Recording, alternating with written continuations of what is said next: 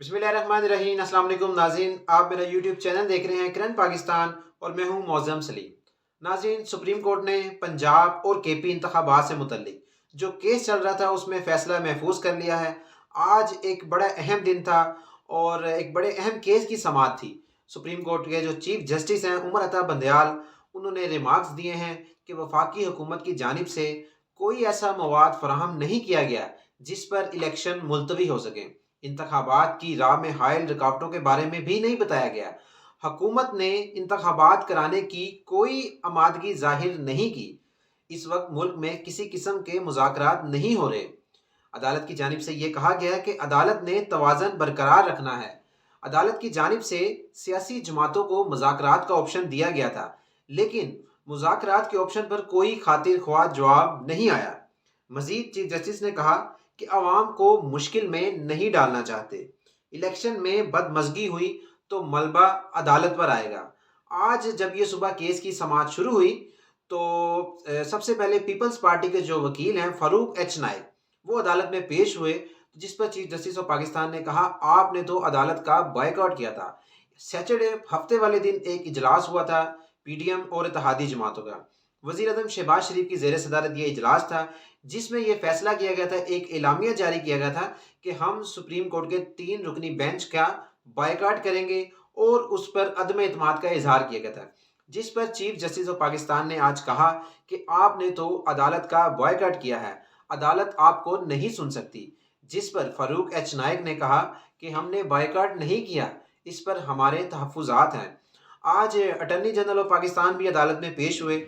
अदालत ने attorney general of Pakistan से भी यही पूछा कि आपको क्या हदायत दी गई हैं, जिस पर अटॉर्नी जनरल ने कहा कि मैंने इलेक्शन का बॉयकॉट नहीं किया, हमने हुकूमत अदालती कार्रवाई का बॉयकॉट नहीं कर सकती।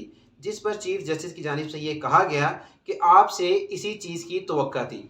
आज इलेक्शन कमीशन के जो वकील हैं इरफान कादिर और अटॉर्नी जनरल ऑफ पाकिस्तान की जानिब से अदालत को बार बार यही कहा गया कि जो पहले फैसला था वो 3-4 का था और इरफान कादिर भी इसी बज़िद थे कि 3-4 का ही फैसला था।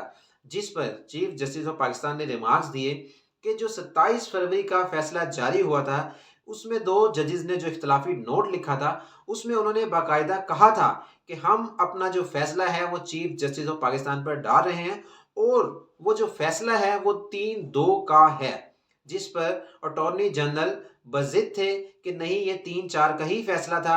आज अटॉर्नी जनरल जो है वो अपनी सही तरह दलाइल नहीं दे सके।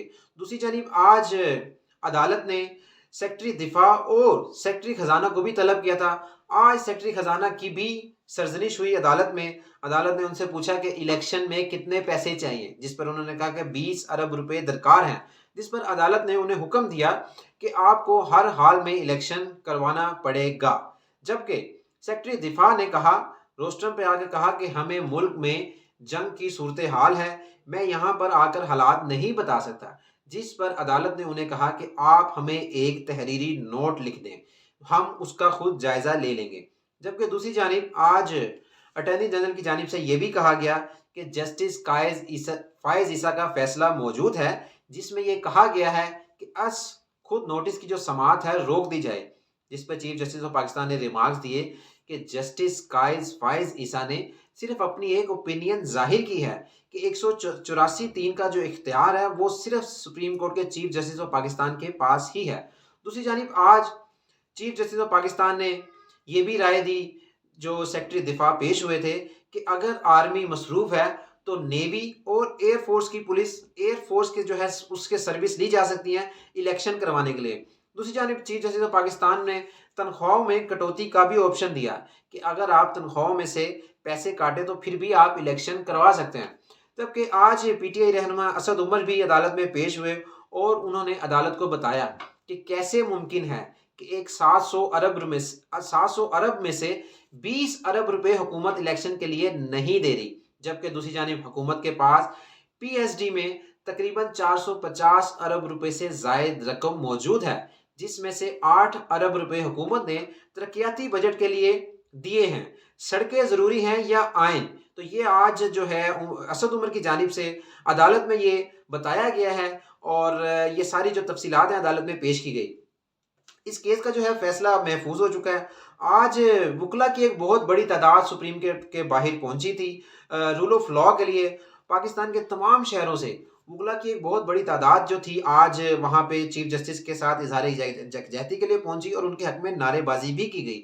आज जब ये समाज चल रही थी, पहले तो हुकूमत ने जगह जगह रुकावटें लगाई गई, वाटर कैनन भी वहां पर मौजूद थी और वुकला को आने की इजाज़त नहीं दी जा रही थी। लेकिन आहिस्ता आहिस्ता वुकला की एक बहुत बड़ी तादाद जो थी वहां पहुंच गई और आज हुकूमत अपने मौक़िफ़ से भी पीछे हट गई कि हम इस 3 रुकनी बेंच का बॉयकॉट करेंगे। तो आज एक बहुत बड़ी तादाद जो थी रूल ऑफ लॉ के लिए वहां पर पहुंची और चीफ जस्टिस से इजहार यकजहती करती रही और उनके सुप्रीम कोर्ट के हक में नारेबाजी करती रही। तो ये आज बड़ा एक अहम दिन था जिसमें ये केस का फैसला महफूज हो गया। कल ये महफूज फैसला जो है वो सुनाया जाएगा और जो उम्मीद है वो यही है कि जो सुप्रीम कोर्ट है वो इलेक्शन का ऐलान करेगी और हुक्म जारी करेगी कि मुल्क में इलेक्शन हो। जबकि दूसरी जानिब शहबाज शरीफ ने आज कौमी असम्बली में खिताब किया और उन्होंने यही कहा कि हमने अदम एतमाद किया था, हमने कार्रवाई से बाइकआउट नहीं किया था। अपने बयान से आज वो पीछे हटे हैं और लगता अब यही है कि इस पे तौहीन अदालत का नोटिस भी हो सकता है। चीफ जस्टिस ऑफ पाकिस्तान इसके ऊपर नोटिस भी ले सकते हैं। जो एलामिया जारी किया गया है इत्तेहादी जमातों की जानिब से, जो इजलास हुआ था, इस एलामिया पे हो सकता है कि मुस्लिम लीग नून और दीगर जो जमातें हैं उनके खिलाफ तौहीन अदालत भी हो जाए।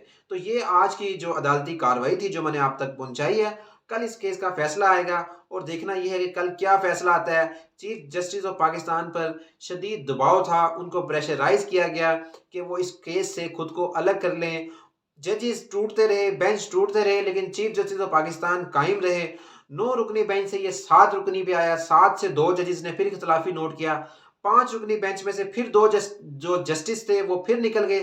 3 रुकनी बेंच है जिसने ये फैसला महफूज किया है और ये कल महफूज फैसला सुनाया जाएगा। तो अगर आपको ये वीडियो अच्छी लगी तो उसको जरूर लाइक कीजिएगा। अपना ख्याल रखिए। अल्लाह हाफिज़।